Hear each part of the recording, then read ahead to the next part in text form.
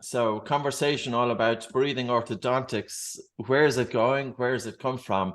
And I'm delighted to be accompanied with Dr. John Mew and Dr. Mike Mew. I've had the privilege of visiting their clinic in Purley, and it's going back as far as 2009. And they were very graceful in terms of allowing me to sit in to observe them both working with their patients.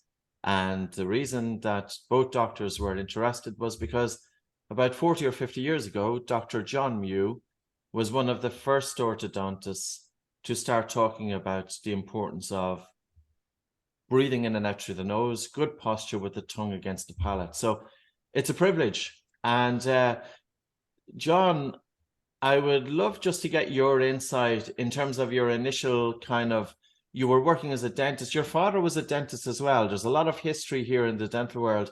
You then trained as an orthodontist. You were also working in orthodontic surgery, observing, and you were seeing things that it asked you had some questions.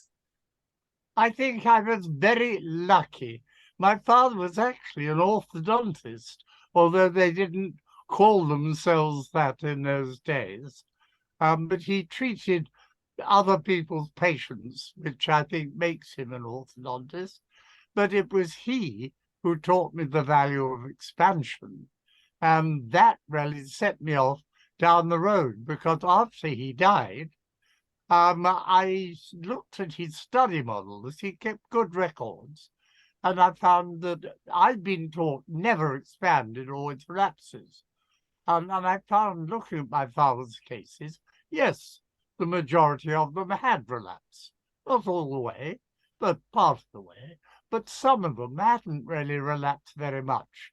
But what really surprised me was the fact that a few of them had actually gone on widening after he'd expanded them. Now, you can imagine that blew my mind. And it was he who taught me there is a reason for everything. So I simply said, I must find the reason why some people's maxillae go on widening and some don't. And then I realized it was the position of the tongue, and that set everything off. Can I just draw this just for the person who's listening in? Because when you're talking about expansion, you're talking about the maxilla, which is the top jaw. And the tongue, if we were to look at the shape of the tongue is quite U-shaped. And what you're saying is that by having the mouth closed, especially during the early years of development in children, if the mouth is closed and if the tongue is resting up in the roof of the mouth, this will help to ensure forward growth of the maxilla and also width of the maxilla. And the benefit of this is it influences the face, but you're also not going to have overcrowding of teeth. Now, I will talk about my own personal basis. I was a mouth breather for the first 25 years. I'm not sure when I started mouth breathing, but I assume from my early photographs it was quite young. My maxilla had a very narrow V-shaped maxilla and a high palate, which was infringing my nasal cavity. And when I smiled, I had black triangles either side because my mouth wasn't big enough, my jaw wasn't big enough for the mouth. So what your father was I'm on a Zoom call at the moment. Phone later. Sorry, Patrick. You're all right. What your father was talking about was expansion. And when you then looked at your father's work, you've seen that some of them relapsed, so they went back in. And why might they go back in? What is causing the after expansion? What causes then the maxilla to go inwards again? It took me a long time to realize that, Patrick. But if a baby is spoon-fed or cup-fed or really just not breastfed, they tend, when they swallow, to suck. Whereas if a baby is breastfed, certainly to full term, they learn to push with their tongue against the breast to crush the breast and squeeze the milk out. Therefore, they subsequently swallow in an entirely different way. Every time they swallow, they push on their palate. They don't suck. and that causes a lot of difference, not just to the width of the maxilla, but also it will cause enlargement of the buccinator muscles, which always looks unattractive. So in Except terms for young people. say that, Mike. Except if you're under about 8 years old, and large buccinator muscles can look very cute. Yes, that's very true. It's part of the sign of an attractive baby, chubby cheeks. Yeah, because they've got good effective buccinators, so they're clearly breastfeeding very well. But cherubs and sucking infants are the only people who should be using their buccinator muscles. And when you stop breastfeeding, you should then move to an adult swallow, which is different from an infantile suckle or breastfeeding. And then your cheek muscles should hollow out. So I've got very little buccinator. But strange enough, my buccinators, even when I went to university, were still too big. And I then worked out what Dad was so I worked it out. I could deduce that my large buccinators from the way I was swallowing. And I made a purposeful effort not to use my buccinators, and they've virtually disappeared. So I have much hollower cheek here because I have no buccinator left. And that was just focus and dedication, just like you take breathing. And in terms of the development of your face, because even as we look at it now, viewers will see that your face is much broader than mine is. And we can deduce from that there's... Yours has got broader. Mine has got broader, of course. It was and more no, narrower. it's interesting, yes. Patrick, because it's the first time we've chatted on the phone, but first time we've spoken properly since COVID. That's true. You know? Yes, Patrick, I have asked you before. I would love to have a really good picture of you with a 6-inch ruler held vertically in front of your nose, because we have at the practice a picture of you taken about, 5, 6, maybe more years ago. Yes. And you are noticeably different now. And I'm sure that is because you have corrected your training, and it would be excellent for you to be able to demonstrate that.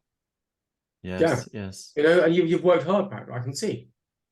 Well, one thing that I was working on was having correct tongue resting posture. And also doing some of the exercises, tongue pops, and the different exercise in terms of from myofunctional therapy. And I do believe that my lower jaw has actually came forward. And this is often a question that people ask, especially adults, say you have a 20-year-old child, and it's a very delicate answer to give them that if, for example, they have jaws that were set back such as mine were, which compromises the airway, it can set you up with the risk of sleep apnea for life. Can that be improved without orthodontic intervention? Or is it too delicate a thing to say that we can't always say it in all instances, but can we influence the growth of the jaws? And in some ways, it seems that we can. My research shows quite definitely that the moment you put bands and brackets on teeth, the jaw retrudes. All right, maybe just 1 or 2 millimeters, but sometimes 10 or 15. So yeah, I mean, okay, yeah, sorry. I mean, so just so there's an intervention can at times, and I'm not saying it always is, okay, but suggesting that sometimes trying to intervene to align the teeth may cause the face to drop down a little. Yeah. Well, I've seen it firsthand with my own daughter, Lauren, because a hard wire has been put on her. And as soon as the hard wire was put on her, the gummy smile became evident. And now we're taking away the hard wire. So she's got train tracks on. So something happened to drop the maxilla to show the gummy smile. Now, maybe a lot of parents wouldn't necessarily be observant of this. Yeah. And I think this is why parents need to be aware of information. Now, I'm going to come back full circle. Mouth breathe. Can I quickly put a plug here, Patrick? It's really nice that we've got some photographs from a while ago of you. Parents, take good photographs. Take great records. If you're worried about this, if you have any concerns, simply take good photographs. Good sideways photographs preferably with a telephoto lens that's zoomed in. So the longer the distance, the better, takes out parallax. And with good lighting, I say always good artificial lighting, because then it's the same each time. Anyway, sorry. And a blank background. But preferably a neutral background, preferably white. White wall or something. Mm. And by the parents taking this, then they can follow the progression of their child's orthodontic intervention to see if there's changes to the shape of the face. Is that Yes. what it is? Yeah. Okay. Yeah. There's more. I mean, just to understand, not only just if you're going to try any intervention. So you're going to try, and sometimes, I don't want to knock orthodontics too much. Sure, Sometimes orthodontists can get a fantastic outcome. I've seen it frequently. That they can even sometimes, I've seen faces, a little bit of expansion. Someone gets their tongue up there. They change for the better. I've seen some really beautiful facial outcomes with conventional orthodontics. But either ways, if there's this controversy that you can hear there is, take good records. And even if you're not going to do orthodontics, you're going to do something like mewing, something like Buteyko breathing, something like the mealtime exercise, or just try and encourage your child to stand up straight and shut their mouth.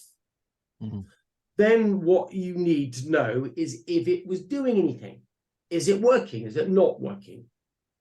Take good records. Picture tells the story. Yeah. Coming back to mouth breathing and the importance of correct tongue resting posture, and I might just put this out to the two of you.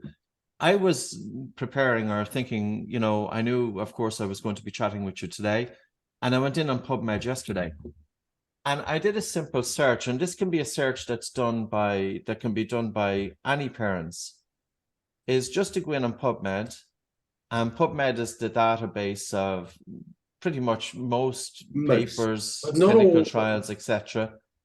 And I'm just going to do it now, and I'll share it. So when I went in there, I put in 2 words. I put in mouth breathing and I put in malocclusion.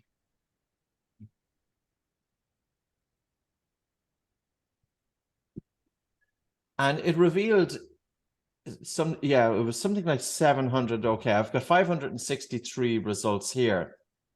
I started going through these results and I couldn't find papers without a connection that when the child had the mouth open, their teeth were crooked. Now, any parent can check this out for themselves with such an array, and you can see where I was checking, and all I was doing was just randomly clicking on articles, okay, and then looking, and pretty much I would say the vast majority of papers, it was shown if there's a problem with swallowing, there's a problem with tongue thrust, if there's a problem with nasal breathing, that it had a negative effect on the development of the face. Now, this information is not new. I remember reading an article that was published back in 1909 in the journal Dental Cosmos. Yeah. And it talked about the child with the mouth open in school, the teachers accusing the child of being inattentive, the child's face looks dull and expressionless. And yet this has been debated in orthodontist.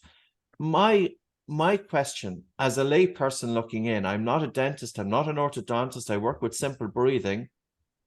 How has this been overlooked? And this is not a criticism. This is only a question that I would like to put out there. I was that mouth breathing child.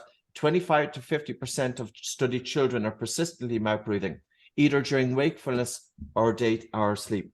I have never come across any paper that hasn't said that mouth breathing has some negative impact in the development of that child. Why is it being ignored? I think I can answer that, Patrick. Individuals believe what they believe. They will not change that because there is evidence. You can produce paper after paper, all saying the same thing, and nobody will change their mind unless they have to. Young students, yes, will grow up with a different message, but people who practice for 20 or 30 years are not going to change because someone writes a paper. In my opinion, the only way you will get change is if people are made to change. That is why I think that the law is possibly the only way that it will happen. Now, my colleagues disagree and think that's a terrible approach. I can see Michael's face. He doesn't approve of that at all. But I'm quite sure that if you want to change something, you have to make it illegal. But sorry, I think it's very true. If parents were aware of this and they selected this and they were willing to pay at times more for this because these types of treatments are longer duration and they require getting someone to change, and that was the big thing. But I think another thing is that people have tried in studies to get children to change, go from mouth breathing to nose breathing. They've tried to do many things, and it's really quite a difficult thing to do. Yes. And this is the problem that, I can be an orthodontist and I can have a great practice where I employ some assistants to do most of the work for me. I have a treatment plan, so I treatment plan the patients coming through, and we have 3 or 4 different types of treatment. Everyone else understands the protocols, and this whole system runs like a machine. Yes. And it's no stress. 5 o'clock, 6 o'clock, door closes, you go home, there's no stress, there's no worry. You make really good money. I mean, really good money doing this. And you make people's teeth straight. That's what we do in modern medicine. Doctor, here's some money. I want you to make my teeth straight for me. I want that product. And here you have a very successful business trying to change swallowing, breathing, posture. Well, that's hard work. That's difficult. I don't go home. I don't clock off in the evening and go home. I'm on call all the time. Yeah. I'm trying to change But people. Mike, I understand it is difficult. And I work with breathing with kids. It doesn't mean it should be ignored. It has been No. Yeah. It has been completely ignored. How many dentists, if I went into my local city in Galway here and I went to an orthodontic practice, and I have asked dentists here, and I've asked them the simple question, does mouth breathing affect the development of the face? And the answer typically said back to me is no. So in other words, if a child goes in with their mouth open, and even to their local dentist, surely when we're thinking about oral health, it's not enough to be avoiding or minimizing sweet intake or brushing teeth. We should also be talking about the importance of nose breathing, because nose breathing ensures that there's healthy saliva or more saliva in the mouth, which is anti-plaque. So here is the fundamental question. Yes, it is challenging, but what is the alternative? If we ignore this, and if parents ignore this, well, I don't think parents would ignore it if they knew the effect. That is the problem. The information isn't put out there. And I would also say that there would be a drive to encourage nasal breathing if society got behind it. If the school teacher was encouraging the children in class, if the parents were encouraging, if the pediatric dentist, if the doctor, if all of the healthcare professions, then it would be normal. And then it would be abnormal, the child going around with the mouth open. And we have to think of the bigger consequences of this. Karen Bonnock did a study in Stratford-upon-Avon. She published it in the Journal of Pediatrics in 2012. She looked at mouth breathing and sleep disorder breathing in children. She studied 11,000 children from the ages of 6 months to the age of 57 months. And children with sleep disorder breathing, if untreated, had a 40% increased risk of special education needs by age 8. I'm going to pull up this paper here. Now, she talked about mouth breathing as the hallmark symptoms. Now, when we're talking about craniofacial development and obstructive sleep apnea, so here is this paper here, 11,000 children, and a history of sleep disorder breathing through the age of 5 years of age, a 40% increased risk of special education needs by age 8. Now, she goes on to say that she talks that pediatric sleep disorders result in disrupted, inefficient, and inadequate sleep. Both may affect brain development and cause neuronal damage, particularly during critical early developmental periods. She talks about 3 million children in the United States, aged between 6 and 21 years of age, who were receiving special education for conditions associated with sleep disorders. And then she asks, what are the classic hallmark symptoms of sleep disorders? The multidimensional expression of sleep disorder hallmark symptoms: snoring, apnea, and mouth breathing. Well, if the airway is compromised, is that child not going to snore? I'm sure that paper has been repeated dozens of times, Patrick. No. That's a pivotal paper. Karen Bonnet does some really good work, but it's like she's speaking, but no one's listening to her. Yeah. Yeah, but this is the thing that is mind-boggling for me, as the person, and I've often said it, looking into your industry, the dental industry.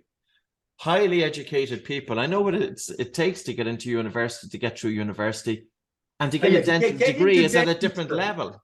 And You how can get come? dentistry at the top level. You're at the top It's the level. top. So we if have you're a dentist and you want to get into orthodontics, you've got to be the top level. Totally. And then But these are really, really tough qualifications. Parents, any parent listening to this is going to get it. And any parent listening to this, what I would say to parents is, when you're going around your day-to-day activities, you're going into a restaurant, look at the facial profile of the kids with the mouth breathing. I want to point out here that, when we're talking about mouth breathing, remember, we try and look at the specific angles of this, and we're saying a open mouth posture and low tongue posture, okay? Because those are the elements of mouth breathing which we think are harmful. So if you're watching this, be aware that this is, we're going to use these terms, we're going to flick around these terms. We've got mouth breathing, and that's an overall sort of description. It's much more a lay person's description. When we're talking technically, we're going to be talking about an open mouth posture of the lips and a low tongue position. Because, of course, if you're going to mouth breathe, you have to have a low tongue posture. You have to have separated lips. That's the hallmark of mouth breathing. And there's one interesting point here, Patrick, that I do need to think needs highlighting, is that of course, you can breathe through your nose with your tongue low and your lips apart. Yes. So that's why sometimes it's important to think about the medical terms or the medical sides, because sometimes a slightly better description. But of course, we all know what mouth breathing is, and it helps people to understand, particularly the lay public. Yes. The debate that may be here is that the child was born with a high upper palate. Now, for example, I'll give you the case of myself. My parents, broad facial structures.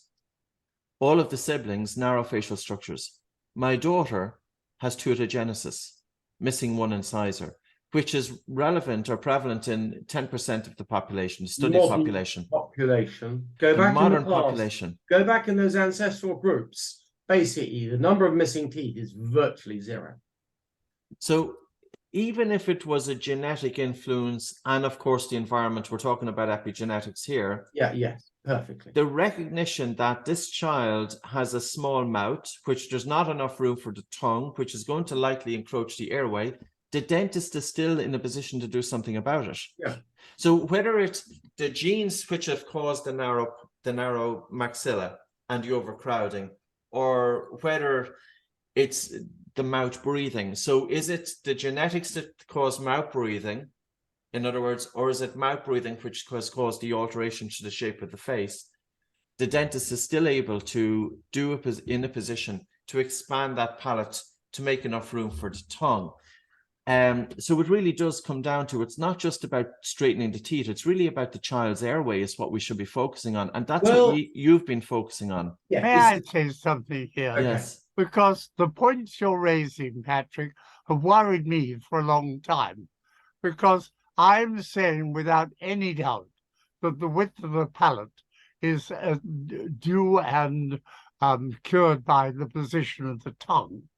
And yet there is no doubt that this can, children can have narrow palates at birth. Yes. Right. I know that the tongue is actually posturing during development, and maybe some children have poor tongue posture in the womb. that could explain it, but in many ways that weakens my own hypothesis. And I think that one should be able to answer that, and I really can't. No. Yep. But regardless of the hypothesis, we are still, the whole debate is all about the chicken and the egg. So, for example, there's questions. How long should the child have the mouth open before it's clinically relevant or it has a negative impact on the growth of the jaws?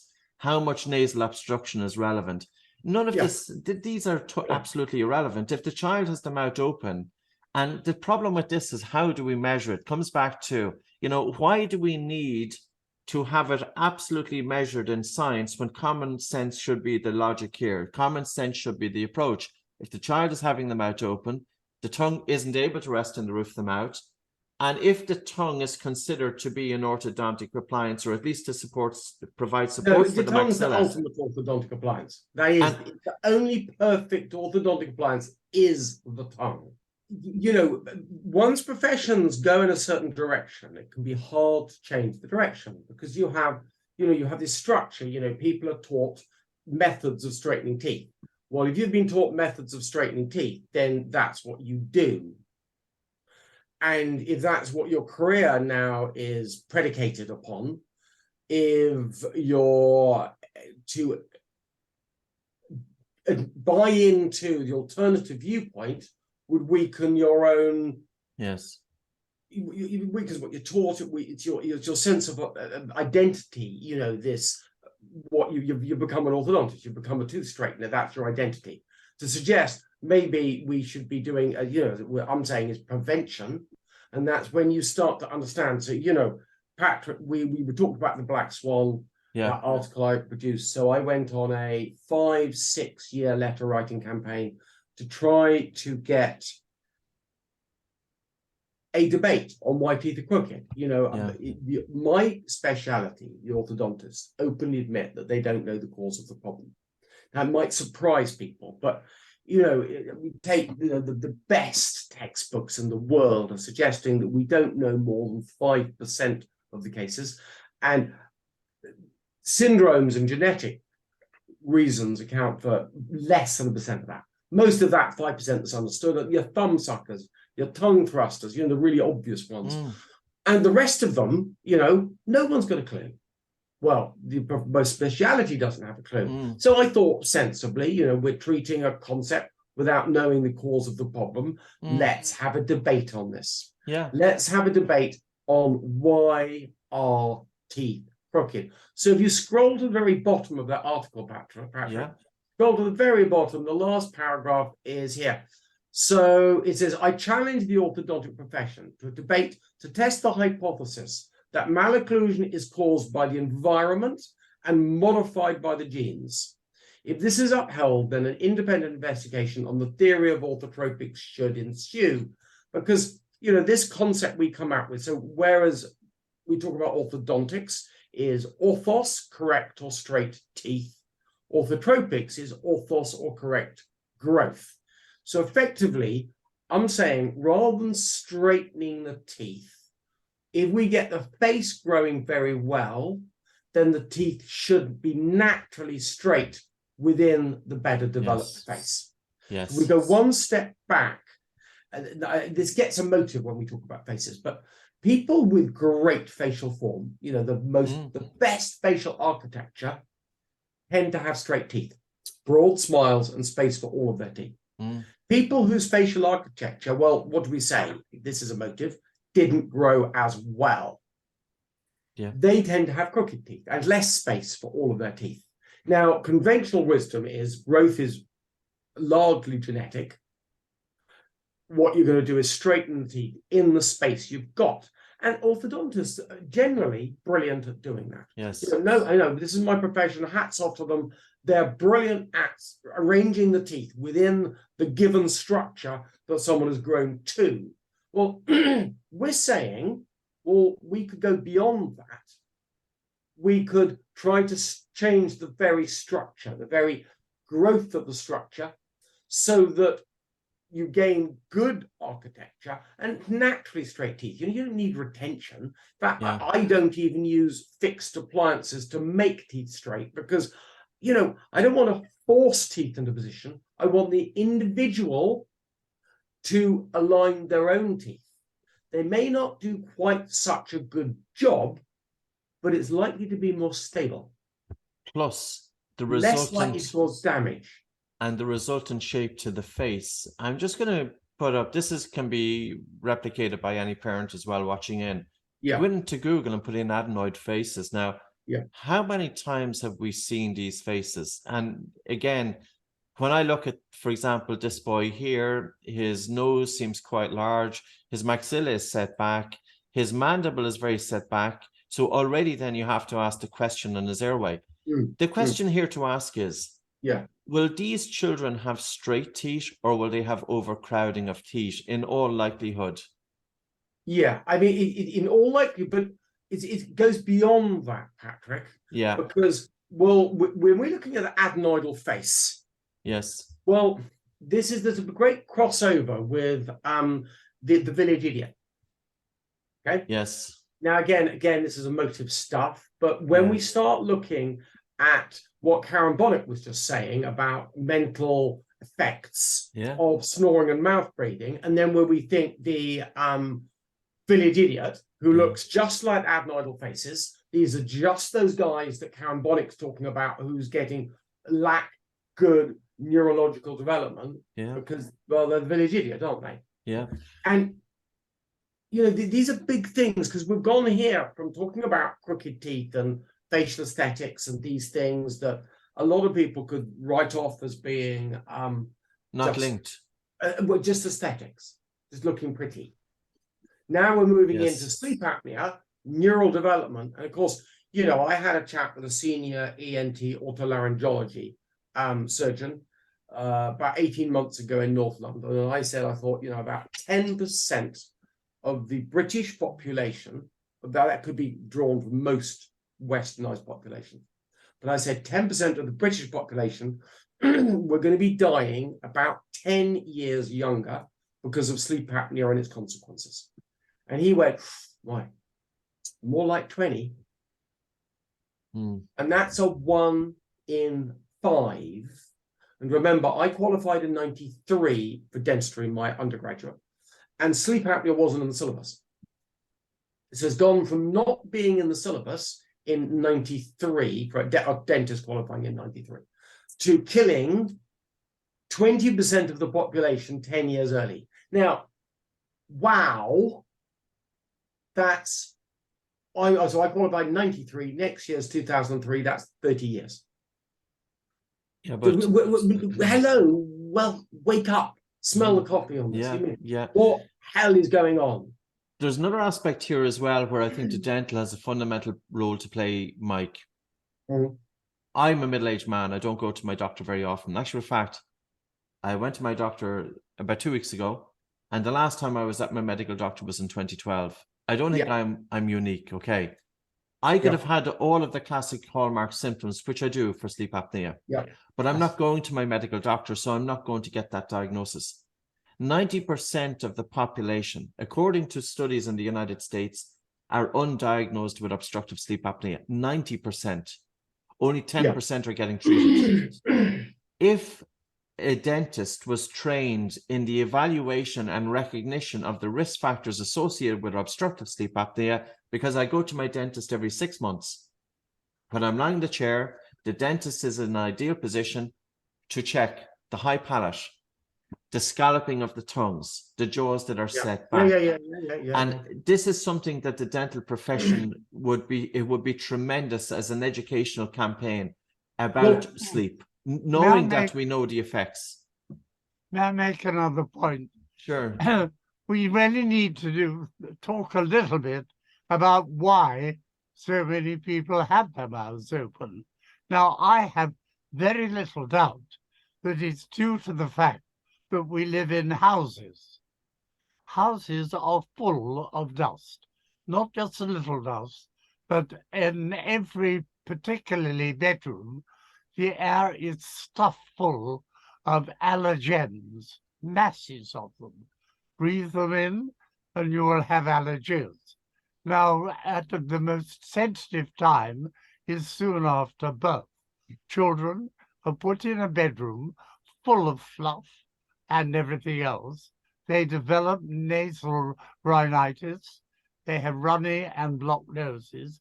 They can't breathe. All right, it tends to be spasmodic, but the important thing is that over time, they get into the habit of mouth breathing. That becomes a permanent habit, and it's because we live in houses, and the only cure is to sell your house and go and live in a cave. Well, you're taking the conversation a little bit off topic. Wonderful, but you're just adding things in. No, We're getting blocked essential. noses. We don't have to be the ones that define the causes of the blocked noses. We know it's happening, and the risk is that if you put your neck out and make comments like that, those are the comments that you will be that people trying to disprove your argument will focus on. Maybe, but it is the truth, and one day we'll realize that. I'm sure that holds a lot of water. Patrick, can I just come back on your comment of the dentists? Mm. Dentists are also uniquely positioned to take sideways facial photographs, lateral facial photographs of all of the children in their care. They can monitor the growth of the face. And I think it should be mandatory for a dentist during a checkup to take a clinical lateral facial photograph of the child's face, just to monitor what is happening. The number of times I get patients who come in to see me here, and let's say they're 12 years old. To be honest, if you're 12 years old, you're grown.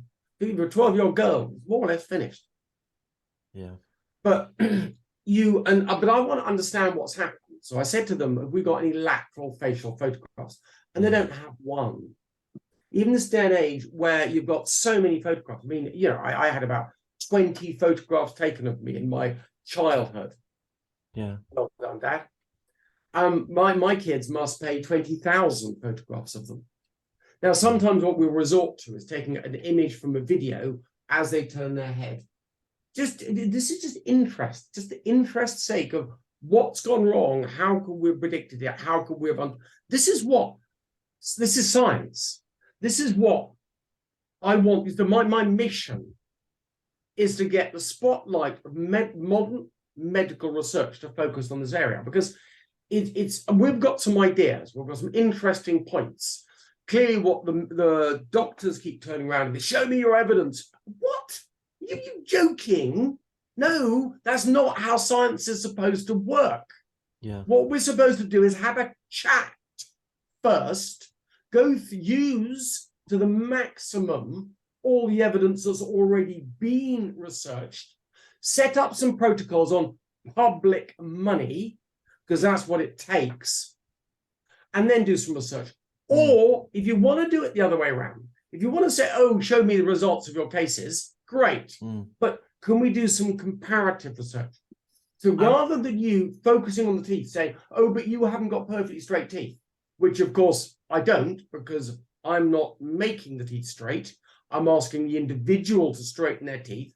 I'm unlikely to ever get as perfectly straight teeth. It's never going to happen. So if you want to demonstrate that I can't get the teeth as straight as you can, oh, well, wonderful. What does that achieve? But if you were to add the facial before and after photographs, as well as the dental before and after, now we're in business. Now we can have we've got an open standing with Dad. When did you start challenging people to comparative research? Oh, a long time ago. I think probably 1972. Okay, so from 1972, because you mentioned that, I'll even write that down. So from 1972, we've been asking for comparative 50 research. years. 50 years. Okay. Can we just break this? I realize that you can, can't measure posture, but you can see the effects of posture. Also, what do we mean by orthodontics that's observant of the airway? Or what was the phrase you used? Well, what I would like is that an orthodontist is not just embarking on straightening of the teeth, but also taking into consideration the airway itself. So my facial profile, for example, my forehead, and then my nose, which is crooked, my maxilla is set back, and my mandible is set back. Yes. And my airway is compromised. Because And of that. I had a lot of challenges in school. I left school initially at 14 out of a total sense of frustration with the education system. Yep. I went back 1 year later. I did get my grades. I got into university in Dublin, and I had to work really, really hard. It could have been a lot easier. Yep. I want to come back there's two things that are kind of niggling me a little bit. One is the facial profile here. Just to explain it to people, adenoids are lymphatic tissue at the back of the nose, which impedes airflow, and it forces the child to actually breathe through the mouth. It's not the adenoids per se which has caused this facial profile, but it's the adenoids which blocked airflow, that the child wasn't able to breathe adequately through the nose.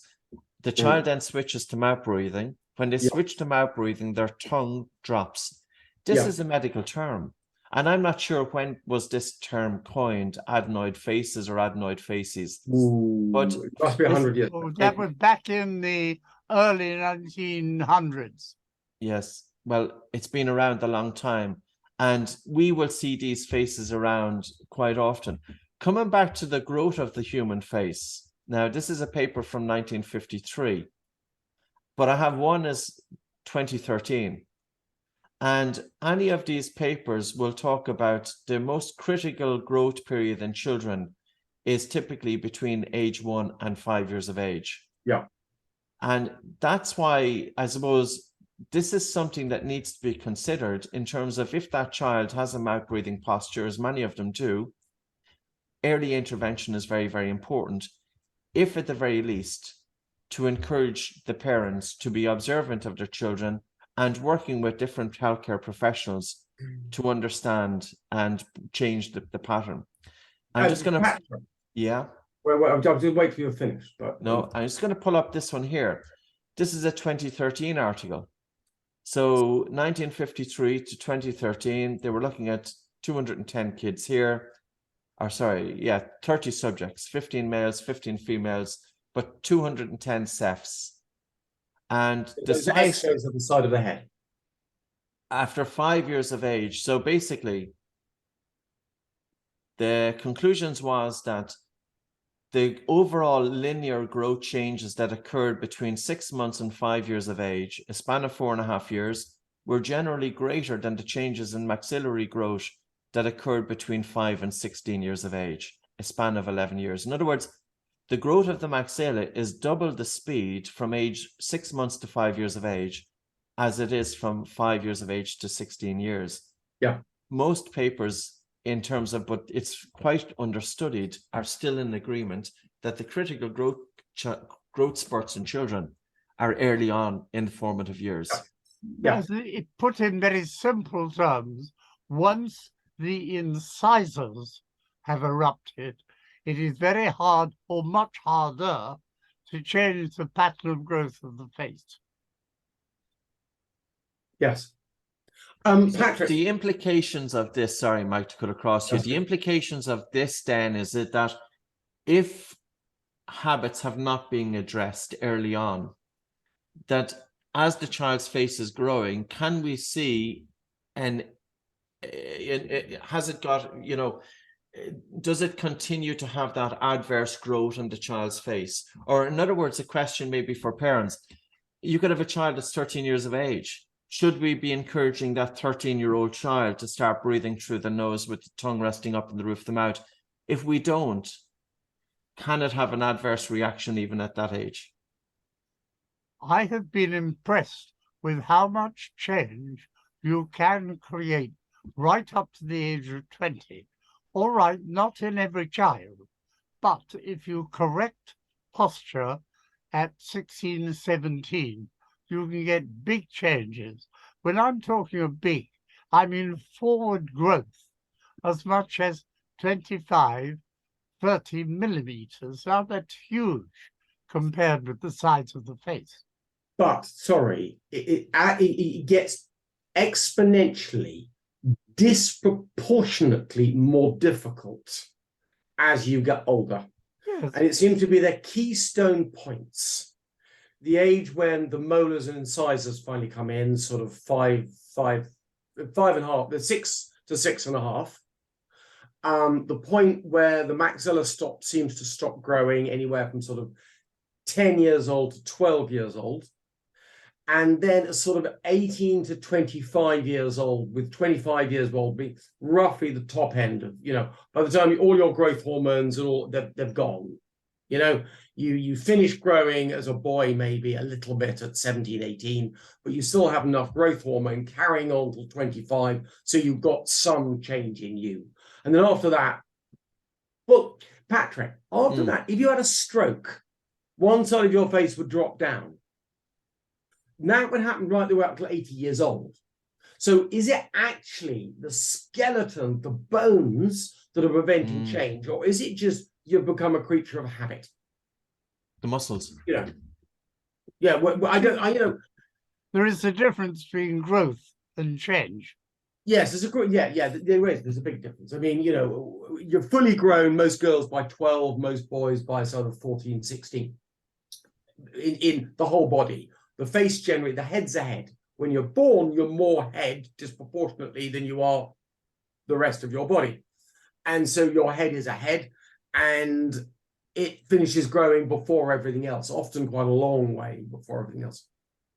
But you can still gain change. And this is what these kids, these mewing kids are doing. So I came out with this, I put my ideas online. They were swallowed hook, line, and sinker by the young adolescent community. They took my exercises and they kicked it out the ballpark. I mean, it's just amazing. Of course, what you then get, and what I then observed, was these young men, really, mainly young men, women as well, but predominantly young men, working really hard to change how their faces grew. Now, I'd love to show, because we're talking about faces changing. We're talking about these guys with adenoidal faces. And there's something I'd like to put this in a bit more perspective. Do you mind if I share the screen for a second? Sure, of course. A co-host? Now you are. Now, okay, so what I'm going to do is I'm going to put that out big on that screen. And then I'm going to go share screen. I will go share that screen there. I must go before too long, but... Okay, well, I've shared this screen. Yes. And, okay, so what I've got here is I won't go to slide view because then it gets much more complex. But you see, this is someone in the sort of prehistoric period. This is someone going back to hunter-gatherer, maybe, specifically before the medieval period, someone living a much more natural lifestyle, chewing heavy things, using these muscles, mouth closed, easily able to breathe. And then as we go into the modern world, the face starts dropping down. Okay, so you've got weak muscles from modern food. We've got blocked noses, we're hanging our mouths open. Both of those is causing the face to drop. And we get down, and this one progresses down into the classic adenoidal pattern. But it doesn't happen to have that way. We've got these classic 3 classes of malocclusion. And as faces drop down, they go to about a halfway point, and then they change into various different directions. So what we've got here is, this is someone who's dropped straight down, what we call class 1. There's someone who's dropped down with the jaw going back more. So they've tended to breathe like this. Their method of coping with this situation is to push the tongue forward and hang it out. So they tend to grow in this type of direction. Forward head posture. I think they all get a forward head posture, because that's just, when your face collapses, you need to hold your head open to open the airway. Yep. But the last one, the class 3, these particular people tend to drop their tongue in the mandible and hold the mandible forward. And that's a really good way of coping with this situation. But it means, depending on how you respond, you are going to get a different pattern of different, what we would expect, a different phenotypic expression is what you would call it medically, but you end up in a different place depending on how you respond to the problem. Yes, And that's yes. what slightly complicates these these discussions. The one here being that classic adenoidal face, but everyone you're going to meet in a modern world is slightly downswung. Everyone. Yeah. I'm down to, I'm flat around here, my face has dropped down a little bit. Basically everyone. The people who are least affected, they're the people adorning magazine covers and actors and people.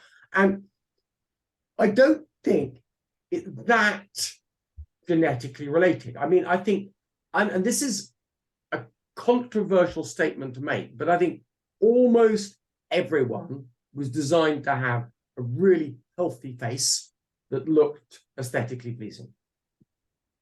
And that is, in a way, our inheritance, and that's what, in a way, we should be getting back to. And I know that's such a controversial statement, and everyone should be happy the way they are. So he's published several papers, and one of these papers is establishment of nasal breathing should be the ultimate goal to secure adequate craniofacial and airway development in children. Now, here you have who's considered to be one of the top founding fathers of sleep medicine, pretty much saying what you've been saying to some degree. Yeah. Even if we just look at the title, a nasal breathing should be the ultimate goal to secure adequate craniofacial. He's talking about the face, and he's talking about the development of the airway. Yeah. And how it develops.